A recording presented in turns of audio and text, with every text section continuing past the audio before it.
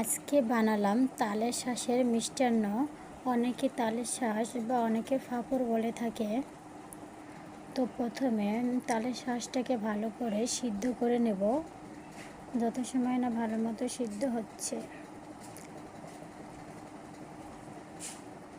তারপর চিনি, তেজপাতা, কিশমিশ, দুধ ভালোভাবে নেড়েচেড়ে মিশিয়ে নেব কিছু সময়। তারপর দিয়ে দেব চাউলের গুঁড়ো। এভাবে আরও কিছু সময় নেড়েচেড়ে মিশিয়ে নেব। দেখুন কি সুন্দর একটা ঘনত্ব এসে গেছে। আর সব কিছু ভালো মতো সিদ্ধ হয়ে যাবে, তখন গ্যাসটাকে বন্ধ করে দেব এবং আরও কিছু সময় নেড়ে নেব, যত সময় না সুন্দর মতো মেশানো হবে।